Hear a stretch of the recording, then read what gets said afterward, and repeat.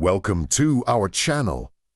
We are a news aggregator designed to make your life easier by bringing you the most important stories from around the world in one place, saving you valuable time.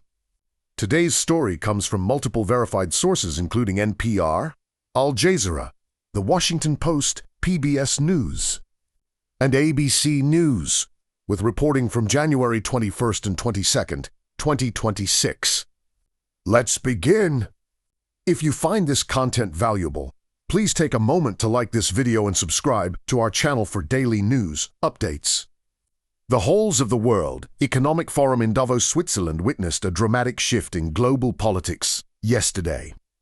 President Donald Trump stood before world leaders and business executives making a statement that sent shockwaves through financial markets and diplomatic circles. After weeks of escalating threats, after nations scrambling to respond, after allies questioning America's intentions, Trump declared he would not use military force to seize Greenland. But the story doesn't end there. Hours after his speech, Trump announced what he called a framework of a future deal with NATO Secretary General Mark Rutte regarding Greenland and the entire Arctic region. The announcement came swiftly, posted on Truth Social with immediate effect. The tariffs he had threatened against 8 European nations, tariffs set to begin February 1st, were suddenly cancelled. The details remain murky, the framework itself undefined. What exactly was agreed upon behind closed doors in Davos? NATO spokesperson Alison Hart revealed that Rutte did not propose any compromise on Greenland's sovereignty during his meeting with Trump. She stated negotiations between Denmark, Greenland, and the United States would move forward aimed at ensuring Russia and China never gain a foothold economically or militarily in Greenland. If you're enjoying this coverage, hit that like button and subscribe to stay informed on how this story develops. But let's rewind. How did we arrive at this moment?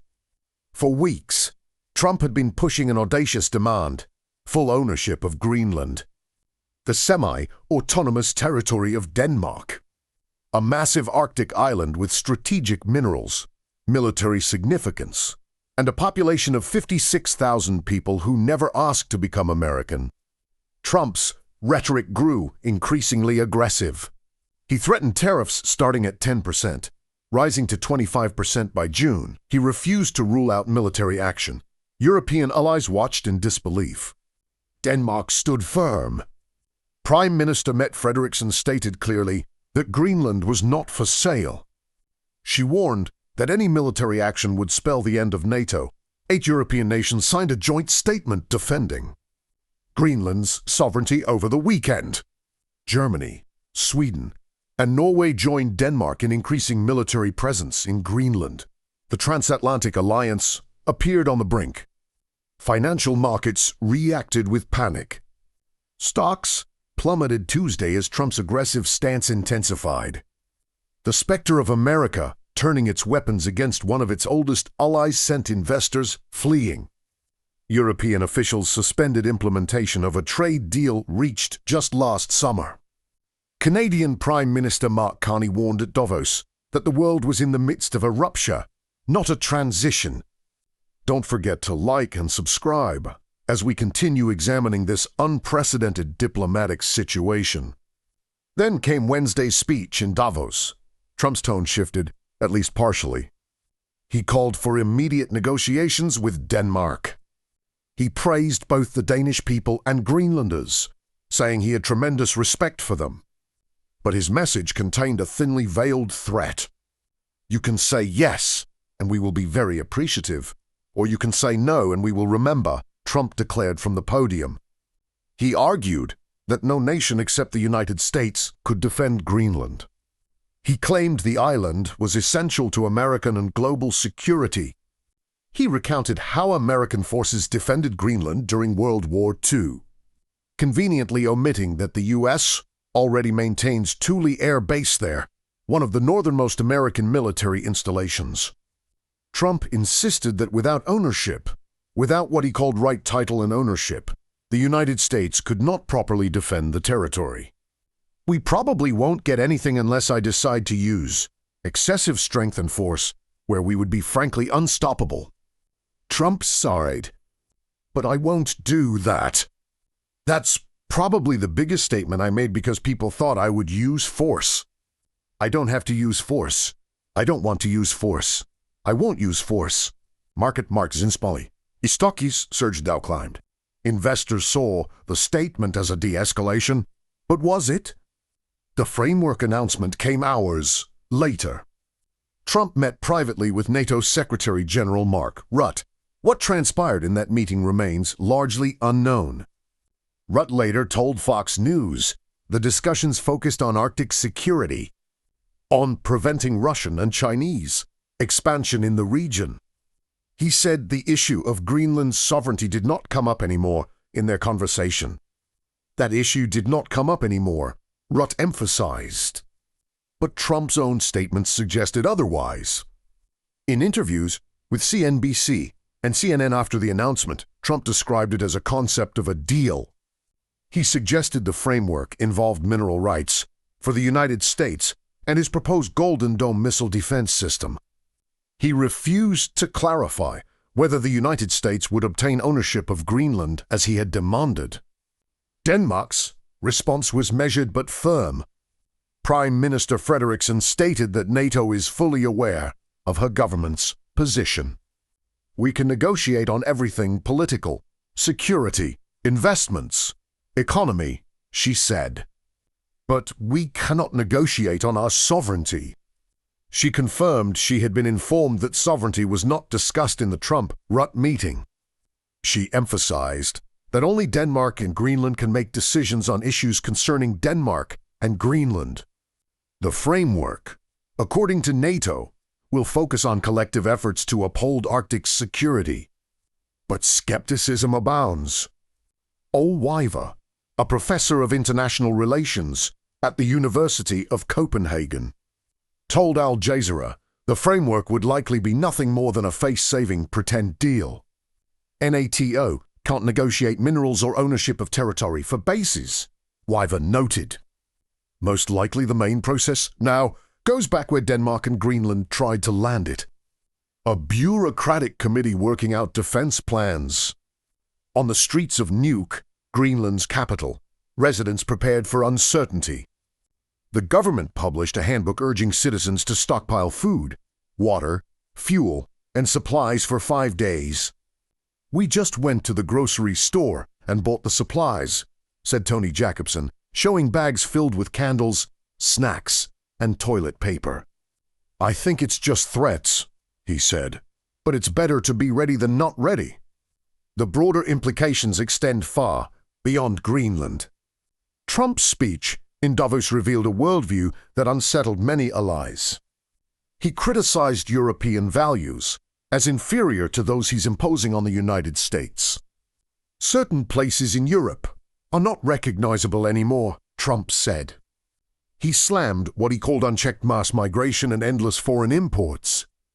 He argued that when America booms, the entire world booms, and when it goes bad, everyone follows us down.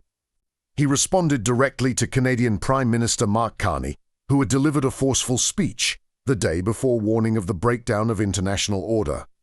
Canada gets a lot of freebies from us, Trump retorted. They should be grateful also, but they're not. I watched your Prime Minister yesterday. He wasn't so grateful. Canada lives because of the United States. Remember that, Mark, the next time you make your statements. British Prime Minister Keir Starmer declared in Parliament that Britain will not yield on principles and values about the future of Greenland under threats of tariffs. European Commission President Ursula von der Leyen warned that should Trump move forward with tariffs, the bloc's response will be unflinching, united, and proportional. German Chancellor Friedrich Merz emphasized that Europe will protect Denmark and Greenland from threats posed by Russia while upholding sovereignty and territorial integrity. The crisis revealed fractures in the transatlantic alliance that have been building for years. Trump has long complained that European NATO allies don't spend enough on defense. Despite most now meeting the 2% of GDP target he championed during his first term. He's threatened to withdraw U.S. forces from Europe, though Congress passed legislation in 2025 complicating his ability to do so. Russia's invasion of Ukraine has made European nations acutely aware they need American support, but Denmark's resistance showed limits to that dependence. What happens next remains uncertain.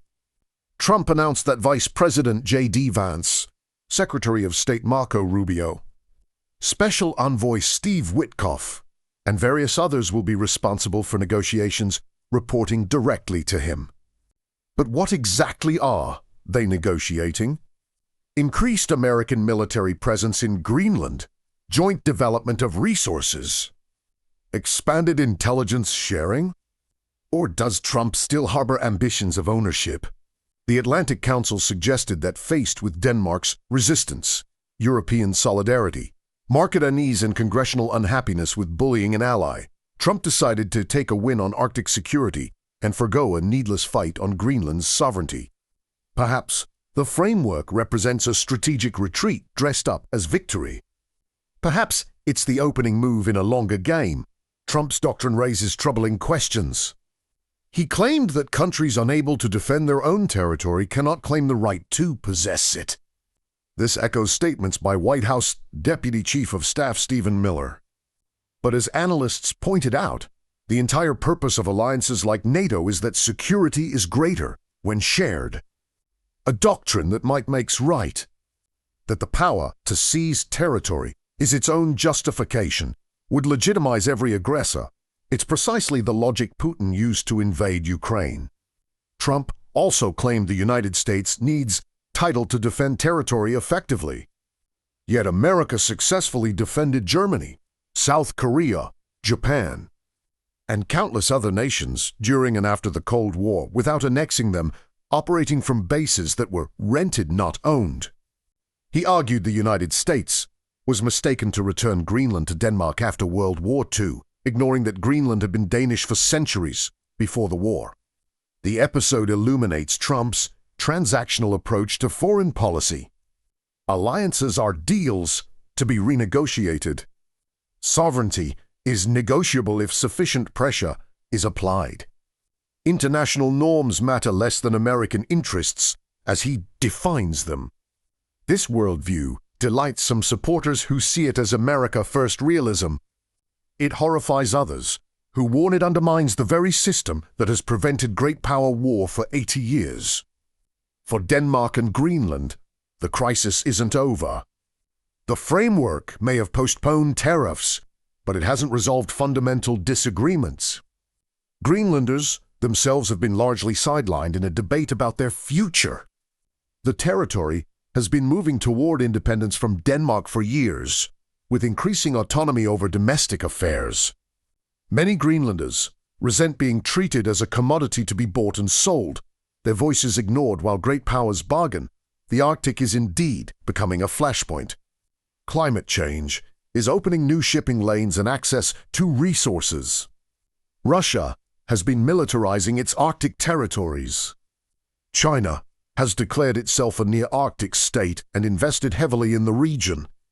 The United States has legitimate security interests.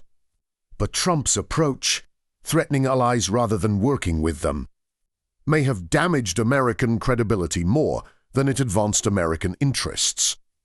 Markets may have calmed for now, but uncertainty remains. What if negotiations stall? What if Denmark refuses terms Trump considers acceptable? Will the tariff threats return? Will the military option come back on the table? Trump's statement that he won't use force came with a qualifier. We would be unstoppable, he said, if we did. The implicit threat lingers. The World Economic Forum continued with other business. Trump launched his Board of Peace, a controversial body for resolving global conflicts with a $1 billion price tag for permanent membership, and Trump as permanent chair even after his presidency. Major allies did not join. He met with Ukrainian President Volodymyr Zelensky to discuss ending the war with Russia. He touted his economic policies and predicted the Dow would hit 100,000. But Greenland dominated the headlines. It became the story that defined Davos 2026. The moment when Trump's rhetoric met European resistance. When financial markets reacted to geopolitical brinkmanship. When NATO's unity was tested and held, at least for now. On the streets of Copenhagen, ordinary Danes expressed skepticism. "I think the man has said many things and done a lot of different things to what he says," said Louise Pedersen, 22. "I have a hard time believing it. I think it's terrifying that we stand here in 2026. She insisted it's for Greenlanders to decide what happens with their land, not Donald Trump. "I don't really trust anything Mr. Trump is saying," said Poul Bjornstrand, 70, an advertising worker. "That lack of trust may be the real crisis. Not whether America acquires Greenland. Not whether NATO survives this particular dispute. But whether allies can rely on American commitments. Whether international law and norms still constrain behavior.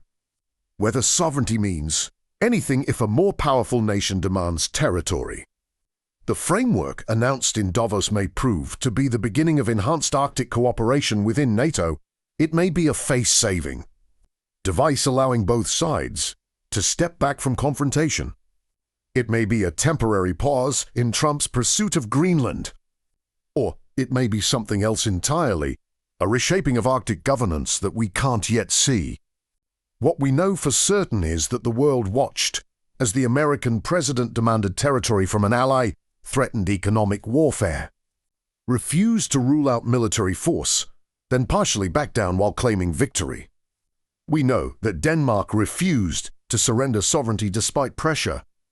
We know that European nations stood together, at least this time. We know that financial markets react violently to uncertainty about American intentions. We know that Russia and China watched carefully, learning what the West will tolerate, where its divisions lie. Before we conclude, please make sure you've liked this video and subscribe to our channel. We bring you these crucial international stories every day, aggregating news so you stay informed without spending hours searching multiple sources.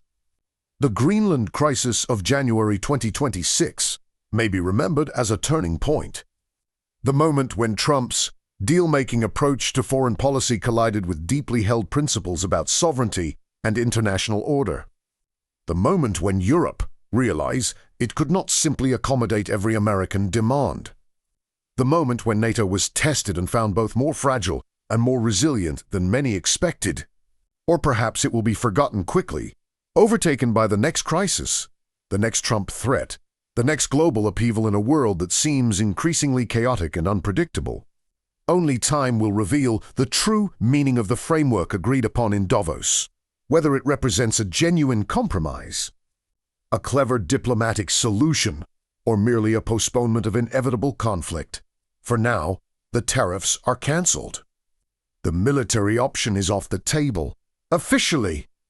Negotiations will continue. But the questions linger. What does America want? What will Europe accept? What do Greenlanders themselves want? And in a world where borders and alliances once seemed permanent, where sovereignty was sacrosanct, where might did not make right, what happens when the most powerful nation decides the old rules no longer apply?